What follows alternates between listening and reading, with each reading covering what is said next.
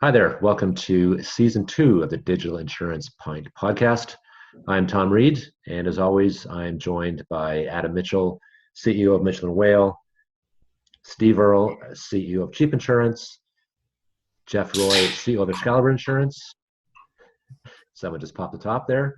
And our first guest of the season, Graham Haigh from Wawanesa. Graham, thank you very much for joining us. Pleasure to have you.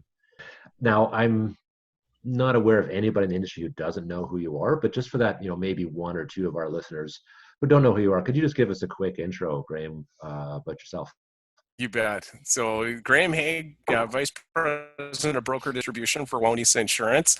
And I've been in the business for over 25 years, born and raised in the Vancouver area, moved to Winnipeg for Wawanesa about 5 years ago, and have been in the business development and broker distribution part of the business now for 5 years. So enjoying it very much, and a distinguished panel here with the four of you. Not very intimidating, but distinguished. You wait. Okay, that's a great background, Graham. But we're gonna dig into that a little bit more. So we got some speed round questions here for you. All right, let's go. First one: who's your favorite Canadian band of all time? Oh, it's the Hip. Well, obviously, Oh, I think Jeff just died of a heart attack. Did he? I think he just fell off his chair. All right. One's gone already. If we had some more sponsors, we'd have a better budget. We can take care of these things. Graham, what's your favorite beer? What are you drinking? So you'll get a chuckle out of this. So my favorite beer is actually Miller Lite. Speaking of beer, just, in honor of COVID-19, I've got a Corona going here. What's everybody else got going? I have a very old keg of Land Shark out of the office. Sweet. Steve? I have Garrison Brewery called Little Juicy. Garrison is a client of mine. Excellent Atlantic Canadian beer. Oh, Awesome. Very nice. Awesome. What was your high school nickname? Hot Rod. Middle name's Roger. Awesome. And what's your favorite or least favorite part of the industry? It'd be the same thing. The people. Any names in particular you want to share, or do you want to move on? Hey, you know what? We all do business in a similar way. So you end up creating pretty close relationships and friendships in the industry. We also see each other about as often as we see our families, and at times of the year even more. And that can get a little much. You're off the top of your head. Name one of the 7 dwarfs. Sleepy. If you were given an all expenses paid trip to Sarnia, would you take it? Absolutely. Okay. So let's get into some little more serious questions here. Wawanesa, as I think everybody's seen, is a leading supporter of broker digitization. Why is that? So the quick and simple answer for that is we want the broker channel to be able to compete across all aspects of the business, including providing a customer experience that looks like a direct operation in terms of efficiency, streamlessness, limited friction. We want to be able to help brokers compete in every part of the Canadian marketplace for insurance. And we think that for certain customers, we think all customers can benefit from efficiencies and speed. But we do think that certain customers, or what some of our competitors might call direct customers, they don't identify as direct. They're just customers, and they look for an avenue that will best serve their needs. We believe strongly that by doing things such as participating in the IBAC DX, producing APIs that brokers can consume, and really helping to try and reduce the friction points in the channel, we can compete with our broker partners for any customer that exists here in the Canadian marketplace. So you want all your brokers to compete like a direct, the efficiency and speed and so on. How are we doing? So my comment to that would be, I would suggest that brokers-led insurers, the traditional insurer, in most cases. Now we've spent, in Wawanesa's case, $300 million developing our technology platform in order to support the advancements that had come from the more digital brokers. So I think so here's a little bit of the challenge to that, is that I would suggest in a lot of ways we have either caught up to or are now catching up to the best digital brokers that are out there, and we're able to support them in different ways. What we've now done, though, is we've bypassed those that haven't invested in technology. And there's a risk here. So for Wawanesa, we acknowledge that and say we played a role in holding back brokers in developing technology because we just didn't have the capabilities ourselves to support it in the past. We think we have a responsibility to try and bring those brokers with us that hadn't done the investment before. So we're gonna spend some time doing that. That's why you see us on things like the Going Paperless Committee with the IBAO, is to make sure that there's a roadmap that will help some of those brokers find their way to becoming more digital. But at some point, there has to be the understanding that either the broker has to catch up to where you guys are, or has to start developing a roadmap to become a more efficient operation, or we're going to have to figure out ways to pull them along. Otherwise, we have to, you hate using the word abandon, but there will be some that will have to find other insurance company partners that may be a better fit for them. They're okay competing or providing services in a less advanced manner. Have you guys modeled, or do you have a guess on what percentage of the brokerage population is going to make the leap versus not make the leap? Whether it's personal or data-based, or like, do you have any feel for how many are going to be not willing, not able to advance? So my top 35 brokers in Canada, so Wawanesa's top 35 brokers in Canada in the past 3 years wrote 75% of our new business. Our bottom 30-odd% of our contracts write an aggregate total of 5% of our volume. So if your question is, what percent of your brokers are advanced enough, I would suggest that a lot of those smaller ones have not done the investment. But then if you talk about percentage of premium, our better, larger brokers are pretty digitally sophisticated, or have a roadmap to get there. So by premium, it's pretty good. By contract, it's pretty poor. Interesting. Wow. Hey, Graham, quickly, you joined went to move to Winnipeg about 5 years ago with the Wawanesa team. Yep. The transition. Tell us what happened. There's been a huge transformation from Wawanesa the last 5 years. We kind of joked that Wawanesa was so far behind. They looked like they were in first place 5-6 years ago. They were a steady company, reliable, but they weren't known for innovation. And then over the last 5 years, Wawanesa light bulb's gone off, and you've went to one of the most innovative broker-friendly companies. You've always been broker-friendly, but your innovation, your cultural shift has just been phenomenal. Let us in. Give us a little bit of your secret sauce, or what you saw at your end.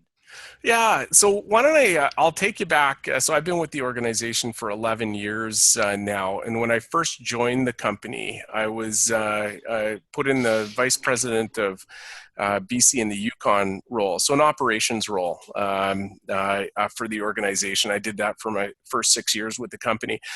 My first day on the job, and I came from 2 different companies earlier in my career that were both fairly technology advanced. And my first day on the job, somebody dropped off a 500-page report that looked like the dot matrix labels had been pulled off the sides. And the funny part is, there's probably only, no more than half of the people that are going to listen to this that are going to go, what's a dot matrix label?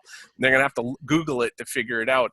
But we were so backwards there that it was, I would actually suggest, and I know, I actually don't think anybody will be offended by me saying this at Wawanesa, it was a little embarrassing about where we were from a technology position. We'd had a failure or two in our efforts to modernize our systems. And then a number of years ago, we ended up selecting Guidewire as our technology partner.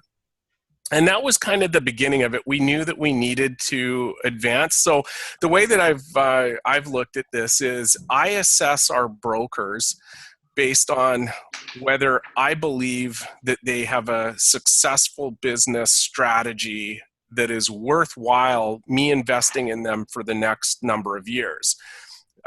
So if they are doing good work, they have an effective strategy in place, they're participating in digital distribution efforts, they're paying attention to metrics, they're worried about where their business is coming from, they're not just waiting for it to come into the front door. I assess that broker and I'm prepared to do a lot of work with them to support their business, and I'll invest in them.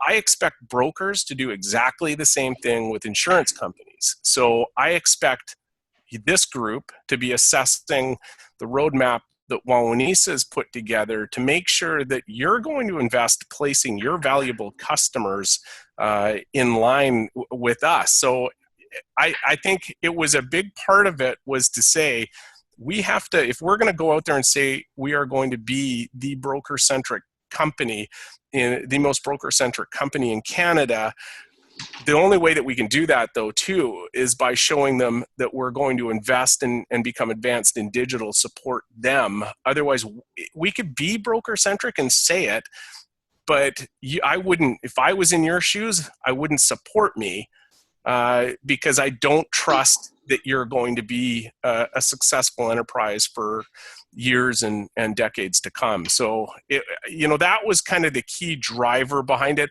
I'm going to give kudos to a gentleman some of you have met named Cam Lepke, who's our Chief Information Officer, and he's done great work putting the strategy together. It's a very complicated thing trying to sell an organization on a $300 million IT investment that takes 5+ years to do. So, a lot of good work done by a ton of different people in our organization to drive it forward. But I like where we are today, and our goal is to keep impressing our brokers with our technology advancements over the coming years. Let's try to hit Graham with some stuff that he isn't already prepared to spew. That he doesn't do every day at conventions and all that. Yeah. Ask your hard questions, and maybe I'll run out the door as soon as you ask them. We want to ask you questions, Graham, that you Steve doesn't have a hard don't question. have a 5-minute answer for because you answer them every single day. Here's Steve, the captain of the team. Hey guys, here's what I need you to do: make more baskets. I need you to score more. There's our plan. Yeah. Okay. Hit him with I'll tell you what, Steve, you think of a hard one, and while you're doing that, I'll throw over to Adam, because I know he wants to talk about some more digital stuff. Adam, go ahead. Okay. So you went on, as Steve said, rambling for 5 minutes on your last canned answer. So on to the next canned answer. How do you describe how you guys are supporting the IBAC DX? Okay. So we're the first insurance company that's put one of our APIs in the reusable data service. 2 of them. 2 of them now. Yeah, so we've got a pretty good API suite for personal lines today, and we're going to go aggressively at trying to get in as many as we can, including all the appropriate documentation. We want to show again, if we are truly a broker centric company, those are kind of things that we should be leading with. And, of course, we want to push some of the others out there to be guilt them into coming on board. And the reason for that, Adam, is because having APIs from one company doesn't really give brokers a ton of benefit. It does take multiple companies to get in there and supporting it for the benefits really to be seen by brokers. Mm-hmm. Awesome. Okay. Steve, did you come up with your hard question? I sure did. Go for it. Western Financial Group. Mm-hmm. Is this a CBL jealousy play and will Western Financial Group begin acquisitions that, like CBL, just pushes out local buyers by price and everything and begins to assimilate? the same way that CBL has, and the board? Okay. You know what? That's actually a pretty easy question. I'm going to answer with the proper way that we look at this is we are an insurance company. We have a division that is a brokerage based division. But as in my role and the role of the insurance company is we treat all of our brokers the way that they're supposed to be treated.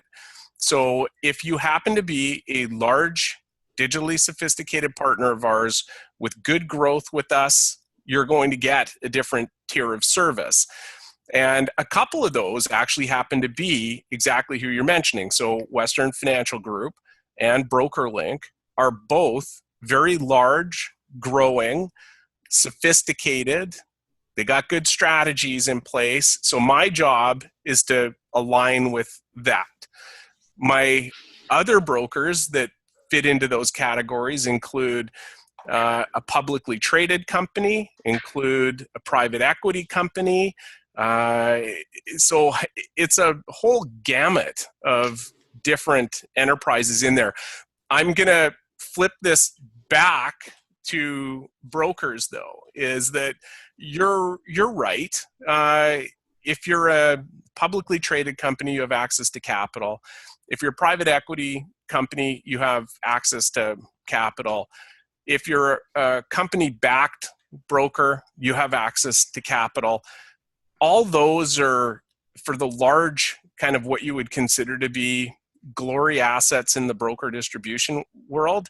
It's going to be hard for somebody outside of that cluster of individuals to make some of these acquisitions. So I don't have an answer for you other than M&A activity is going to continue on the broker side, the company side, the vendor side, and they're getting to the price point that it's really a pretty small set of individuals that have the financial wherewithal to make those acquisitions. So what I'm hearing is if I'm a local broker and I perhaps have the opportunity for an acquisition, but there might be some competition, Western Financial Group as well as CBL. So as a broker-friendly company, I may now be competing with Western Financial Group, CBL, and CBL. So we do traditional debt financing for brokers to buy other brokers. Okay. We do a ton of that financing, and we will support local brokers in buying local brokers. I would actually go as far as to suggest in a lot of ways that's actually our preferred avenue because it keeps it truly independent.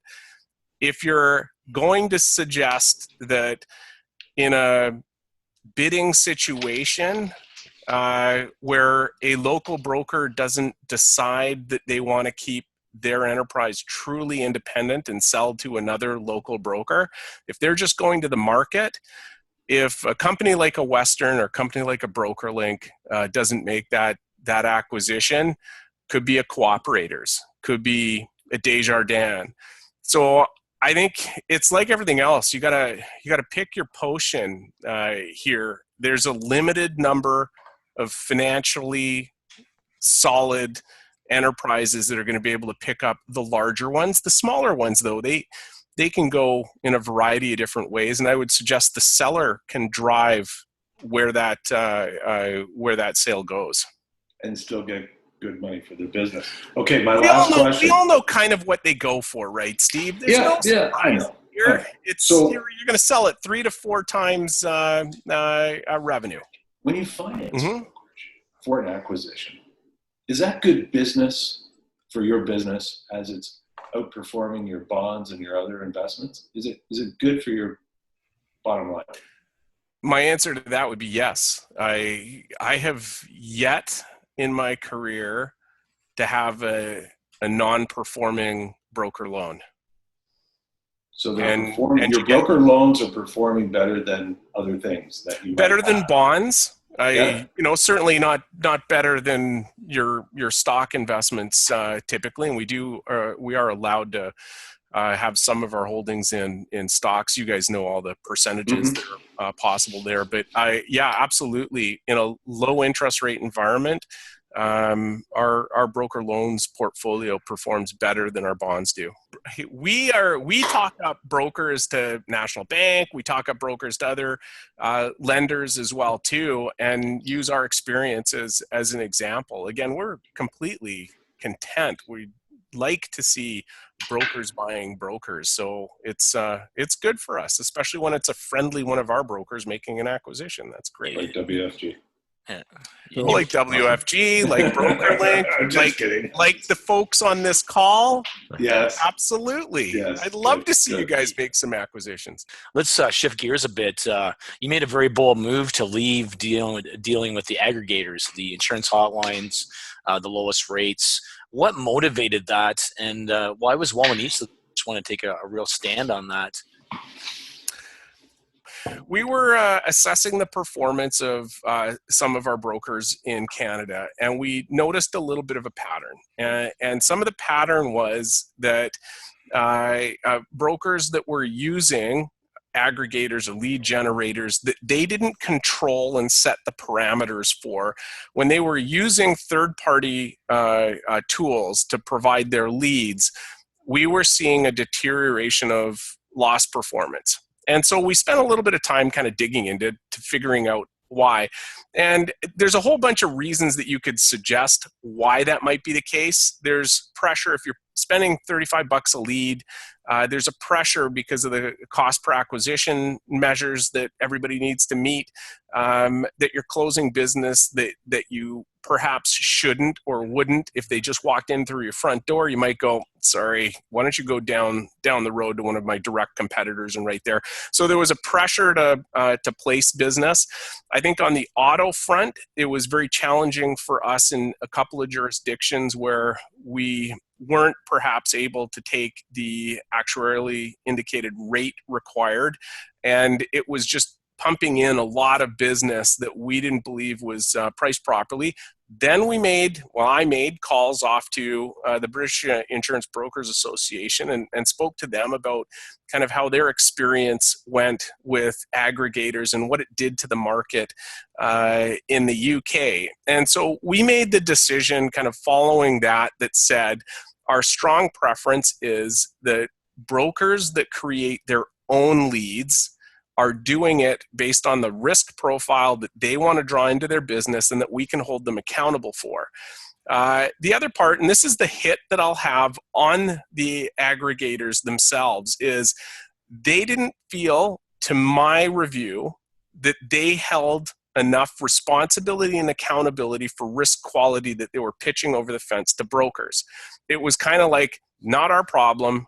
We let the business go. We pitch it over to the broker. It's then the broker's problem whether they want to close that or not. And, I didn't think that was necessarily the case. And the other pushback was, well, you guys set the rates and pricing. And my answer was, well, no, I don't. I work in regulated environments and I can and can't take the rate that I need. So we didn't feel it was in our best interest at present to be participating, particularly for auto leads in an aggregator environment. I would far rather see an Adam Mitchell, a Jeff Roy, a Steve Earle develop your own leads, and I'll help you do that. Like, I will work with you guys to help you develop your own leads, because I believe you'll pick better risk qualities and take ownership for it if you do it yourself.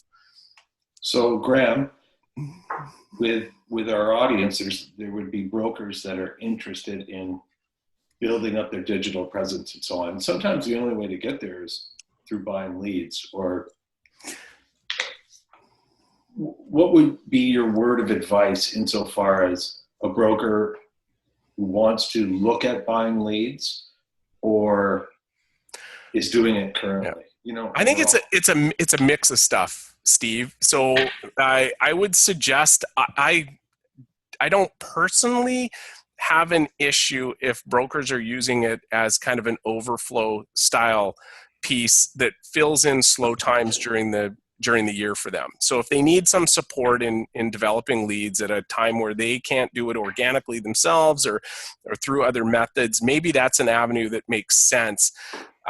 If you are going to be buying a big volume of leads, here's your challenge, is that if you don't do the work to risk select appropriately for me as an insurer, it doesn't take long for it to show up in your results with me.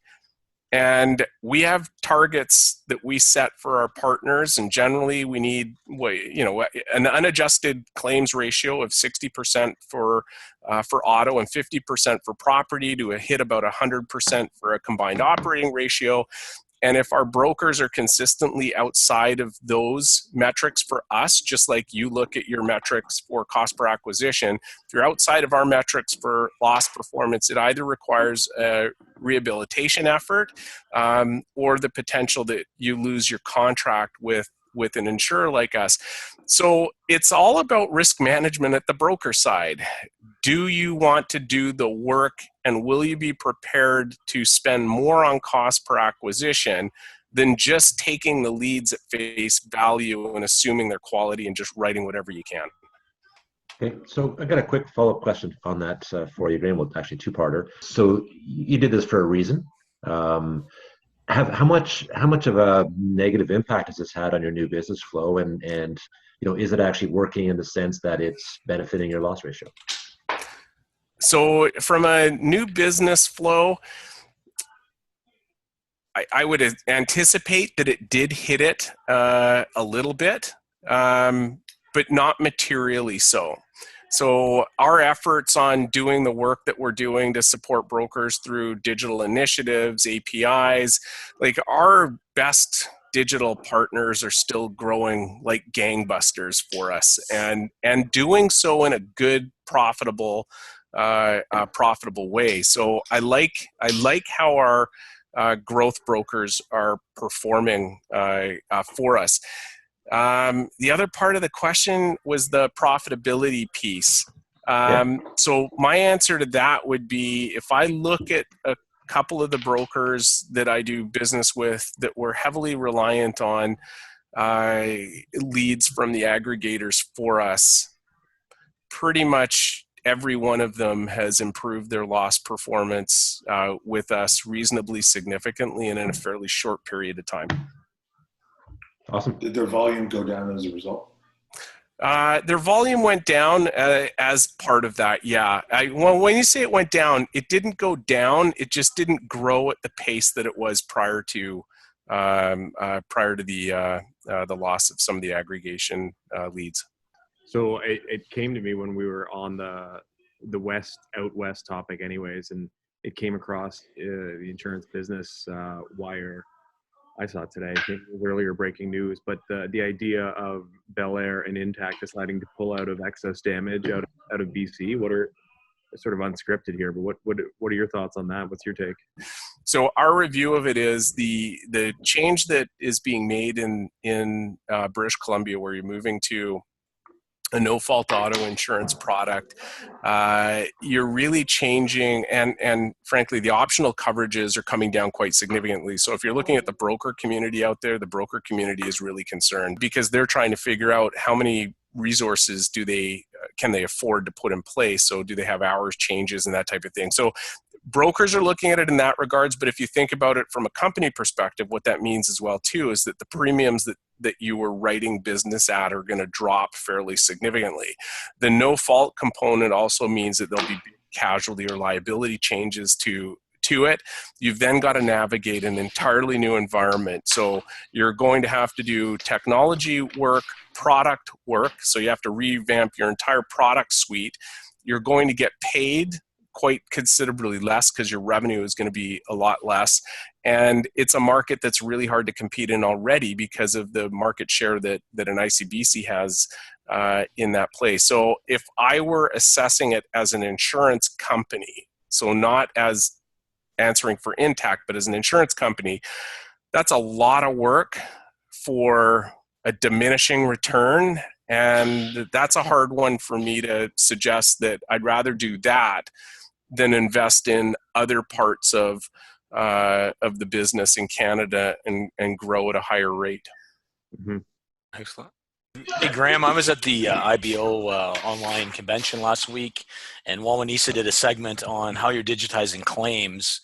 Claims has kind of been the undiscovered territory. Everybody's been looking at quoting, and the other stuff's always been sexier. But now we realize we can really add value through the claims process. And now that your Guidewire system is built to the level it's at, you can actually tackle claims. Tell us about how Wawanesa is digitizing claims and what cool stuff you're doing and what's coming. Yeah. Well, and you know what? Where I'm going to start with though is you're talking about digitizing claims, and when you and this panel, you guys are awesome about pointing out you don't lead with technology.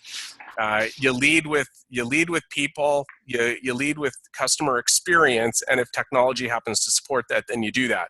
So that's how we see the claims process. We really do like the broker advice and advocacy component as being a part of a healthy claims piece. I have the privilege of working with an individual named Aaron Fisher, who is the person that was putting on that presentation for you, and she's our chief claims officer, and she's phenomenal. So we now regularly see our net promoter scores at the top of the industry for claims management. It's never perfect, but we see it really at the top of the industry, and I would suggest that our response in the last couple of years to cat loss events has been phenomenal, and we see that pretty consistently and regularly. In support of that, we need to apply technology where we can. I mean, sending paper tax is the most ridiculous thing to a customer. And so you have to figure out ways to manage that. We also want customers to be able to see where the status of the claim is. So where you create some form of a claims portal. Our process and our gates of thinking are always, what will any of this do for the broker value proposition, and how do we make sure that brokers at the very least find out at exactly the same time if we can't do ahead of your customers? Because we just don't want customers coming into your office potentially having a lot more information about where they are in the claim than where you guys do. So we're spending a lot of time trying to figure out how to manage the digitization where it's appropriate to the claims process in a way that supports the broker channel and provides an improved customer experience. So again, claims, efficiency of making payments, receipt of electronic photos, like all those kind of things. Estimating the first notice of loss was the first one we put in the IBAC DX initiative. So I'm kind of excited about where we are. There's still a ton to do though. Like the claims process still needs to improve significantly. What I will say though is we would never think it's a great idea to automatically kick out a check in like 5 seconds. Like I know some in the... Not like lemonade? Come on. You know what? I'm not sure we're doing an appropriate customer experience if all it is about that immediate transfer of money without even making sure that you're giving an empathetic response that says, hey, are you okay? I know you got broken into. Is everything okay? Are you feeling all right? Are you feeling safe in your home? You know, what can we do to help support you through that?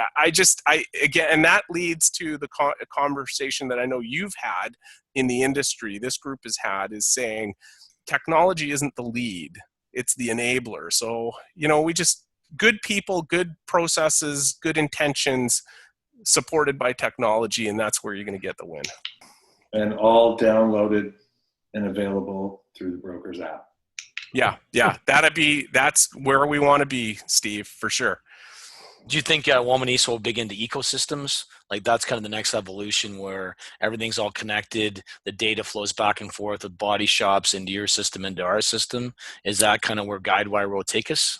I would hope so. I think we're a ways from that though, Jeff, but I would hope so. The claims process is one of those that you can apply some shared data to that can really help move things along. So I'd like to see us get there, but I think we've still got a lot of work to do just the foundational component of claims experience that's going to take the next period of time. All right, so I have a second question. So two-part question, somewhat related. Part one, on the lemonade side, so the marketplace, we all see the stock value, looks like it's worth 30 times revenue, 30 times earnings. They don't have any actual net earnings, but why would the marketplace be so infatuated with that value? And then parlay that on top of your last point of tech being an enabler. What do you think the broker of the future looks like in your mind and or wish list?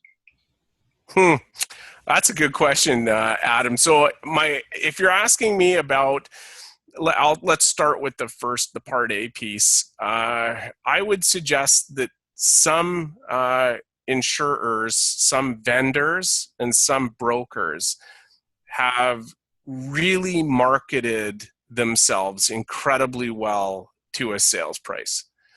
So do I think there's that intrinsic structural value to those assets that go way past what a typical number? Because for your audience, generally speaking, an insurance company sells for roughly 1.5 times premium, not the number that's being established. So if you're trying to figure out for something like a lemonade, how are you establishing value? It's so outside of the numbers that it doesn't really make a ton of sense.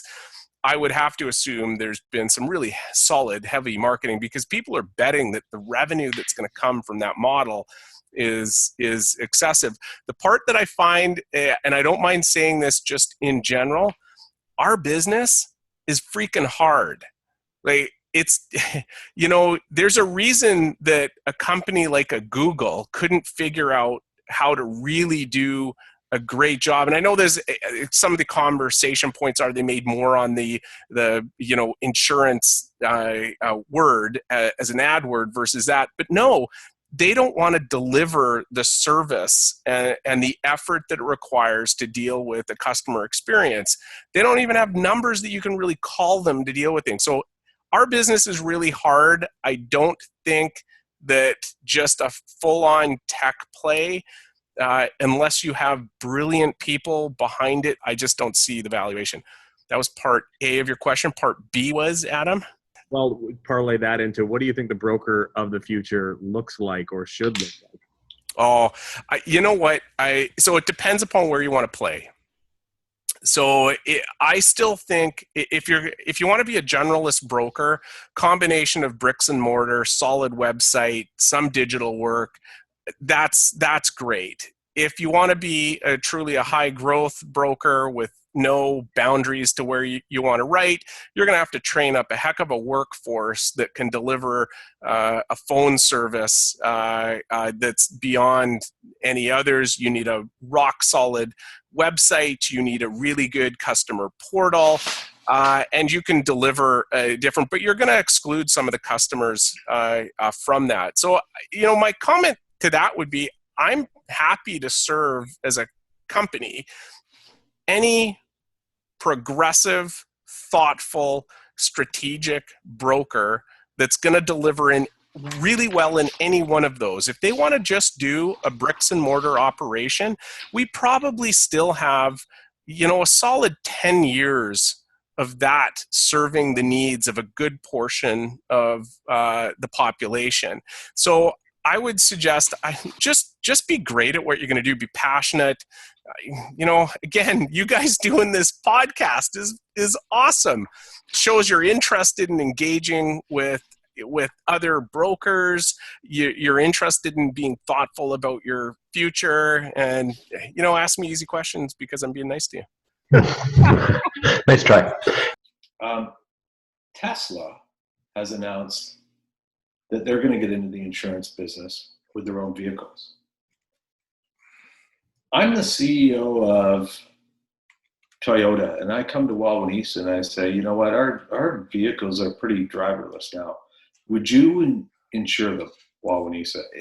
Would Toyota Canada become an account for you? Is this the way things are going to go insofar as driverless vehicles become is there an account for the manufacturer, and then maybe physical damage falls to the broker, and that's it? What are your thoughts on that? If my return on investment for an insurance company or a retail brokerage that focuses in auto, it was a 20-year payback period, I might be a bit concerned.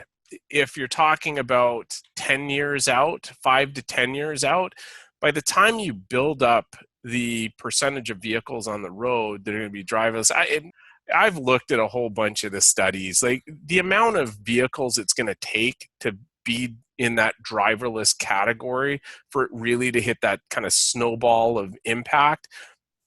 Frankly, it's probably past my career in the business. So, and that's kind of the answer I was looking for, Graham, is that you gave me a 10-year window. If it was a 20-year window, you might be concerned. Like, those are the kind of things that myself and our audience you guys will want to look see at, like, holy shit, I'm 60% auto. Is this something I need to worry about if I own a brokerage when I'm 30 years old and want to keep it until I'm 50? Well, that's the kind of stuff I need to think about, or versus, you know what I'm saying?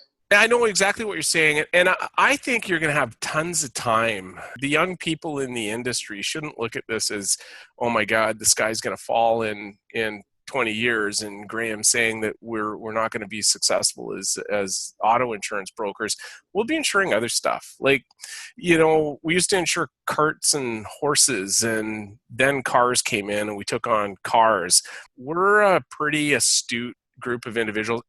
You pick a cyber insurance. If I were to guess what I think is going to be a huge portion, potentially, certainly in the commercial line space, man, how many cyber claims are coming up? The loss ratios on those are terrible right now, which that's not necessarily bad because it means that there's actually a fair amount of activity on those events, and there's going to be more premium coming into play, so it's going to be a bigger part. I just think if I were even a 30-year-old in the business or a 25-year-old, I would assume that the industry will find other risk to take on, charge, be successful. Auto is just going to be lesser of our revenue stream. One of our number one competitors right now, funny enough, is our company's direct arms.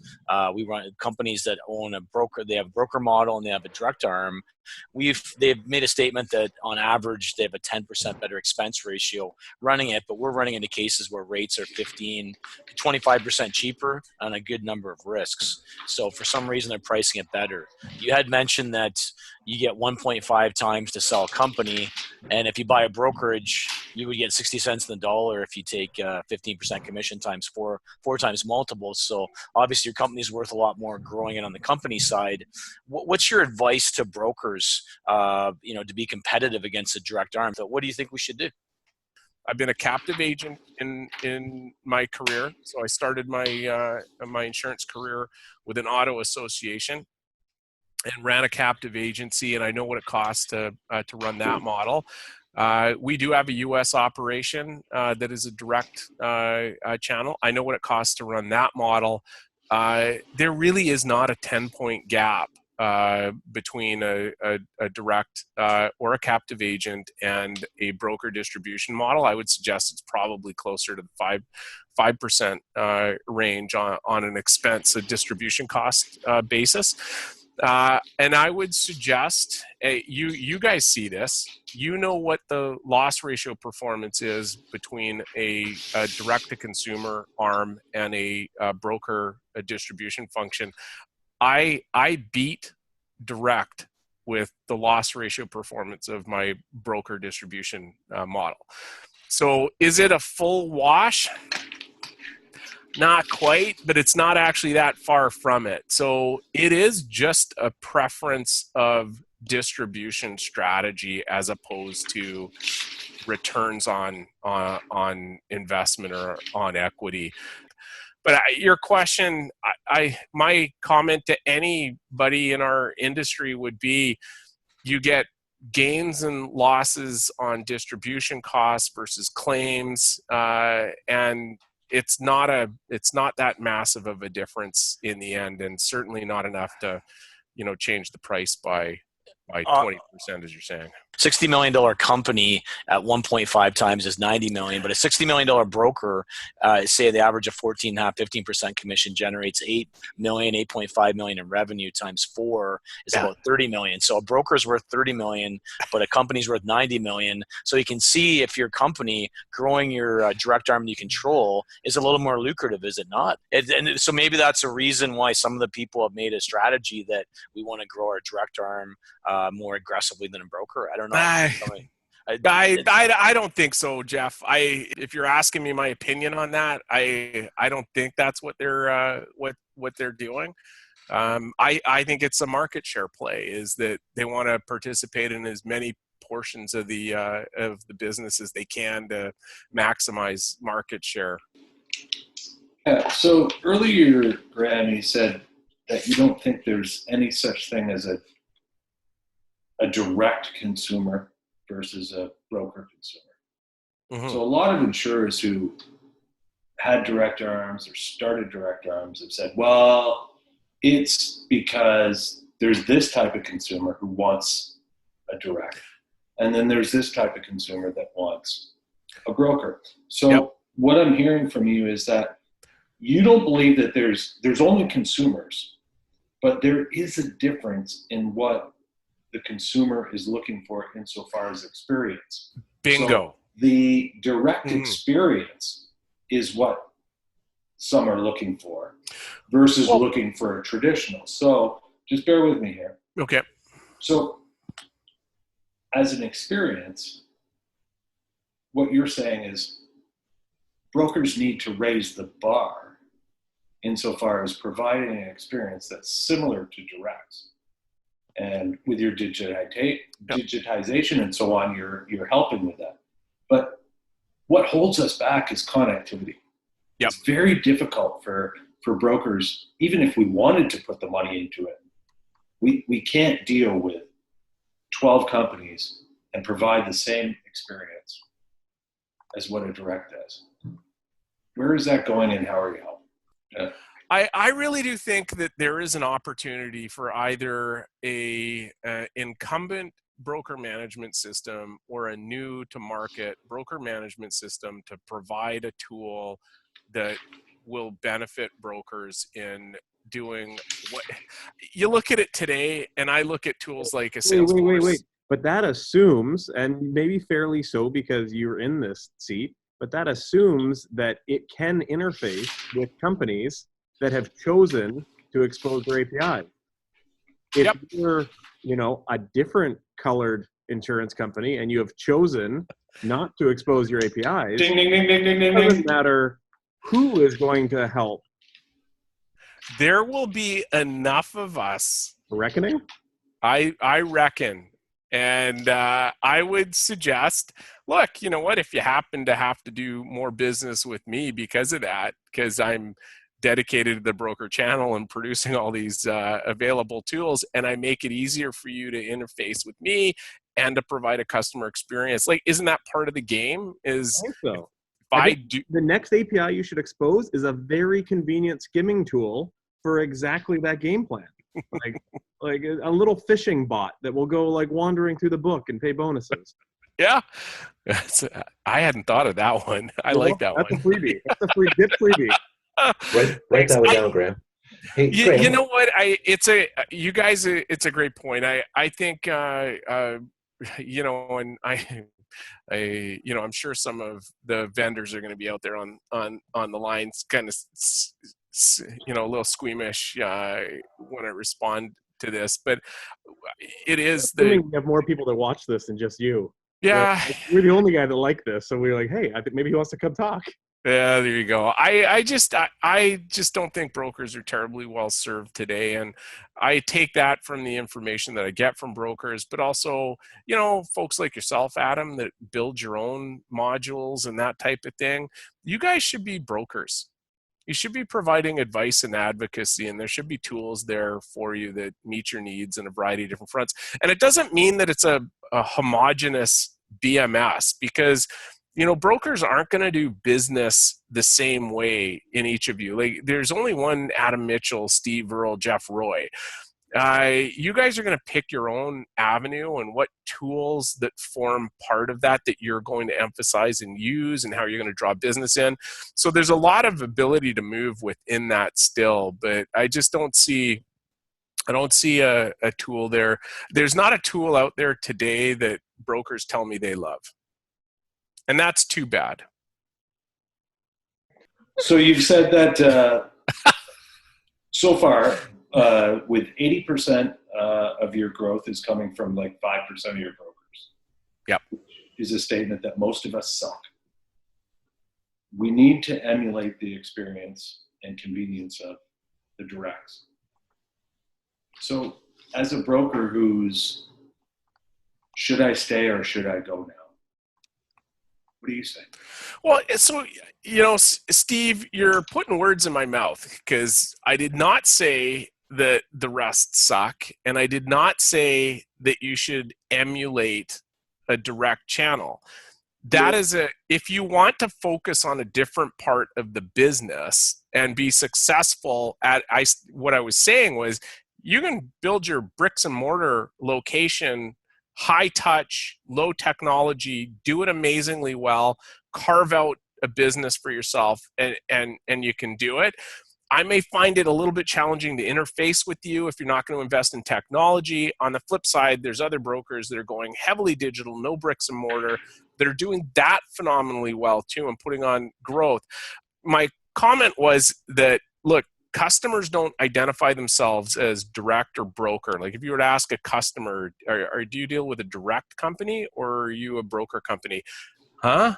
They have no idea. So it's not the customer picking that. It's I can't remember who pointed it out, but one of you were mentioning, it's the customer experience that today fits better with the direct to consumer model, because that's what they've set up to accomplish.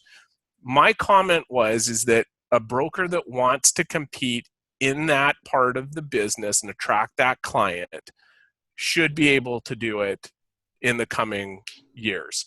And we're going to be there to help them compete for that customer, for the bricks and mortar customer, for the call center customer, for the mix, which it's the omni-channel component. That's really, I might go online and then there's still not a lot of people that actually want to hit buy. They want to call in and talk to you guys because they're not comfortable. They're not the experts. You're the experts in the coverage. So I just wanted to be cautious there, Steve. I'm not telling everybody to go build a service model that looks like a direct. It has to have the advice and advocacy component still effective, but I think you can go after more of those other customers with a better customer experience that fits their needs at that time. Did that confuse things? No, that was very well put. Okay. Yeah, no, exactly what I was driving at. So let me just I'll do a quick shout out to our sponsors here. So we've got Crew.io and sorry, Graham, but Gore Mutual are both sponsors. And another good mutual. Another awesome mutual for sure. And the money from that, you probably heard from our LinkedIn and the website page, all the money from that goes to WIC, one of the most worthy causes in Canada, which we're proud to be a partner with. So we're almost at the end of the show here. So I'm going to turn the talking stick over to our fabulous guest here, Graham, and let him give us some closing thoughts. Over to you, Graham. Excellent. Hey, well, you know what? For closing thoughts, and you were kind of asking a couple of questions that we didn't get to, and I thought I'd mention what would be one of my frustrations today in the marketplace. And I would suggest that nothing is more frustrating for an insurance professional, whether you're the company side or a broker side, than not being able to meet the needs of our customer base.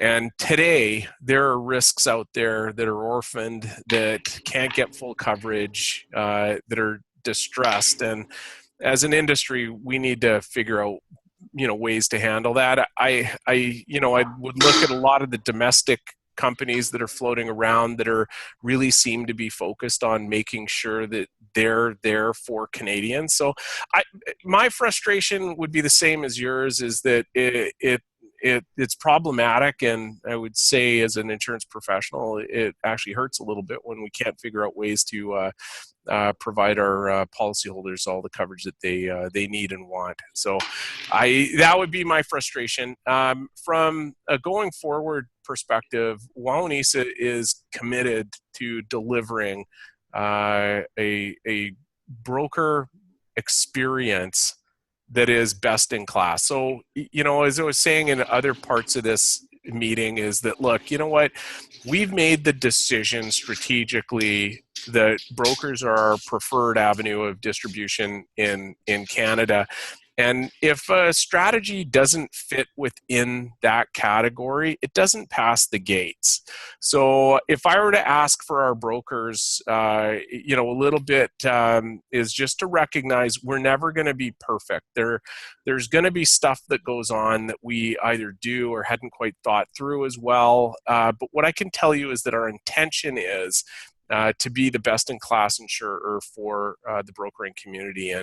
And we'll do everything we can. We're going to be doing a lot of work on APIs. We're going to keep investing in digital. I'd like to suggest the next kind of one for us to really sink our teeth into is data standards for commercial, and how we can then move APIs into the commercial line side of the business. That's still a very, very high touch, even though some of the premiums on commercial are now less than an auto policy or a habitational insurance policy. So we've got to figure out ways to get more efficient at that and provide brokers with tools that can let them do so. So that'll be kind of our focus in the future, but it'll still remain everything that we will be working on will be with broker experience in mind. That's awesome, Graham. Thank you very much. All right, so I want to thank Graham for joining us and being a good sport. As always, Graham. Graham. As always, thanks to Adam, Steve, and Jeff. And hey, guys, open the tap, raise the bar. Cheers. Cheers, everyone. Cheers. Thanks for having me. All right. Thanks, Graham. You the man.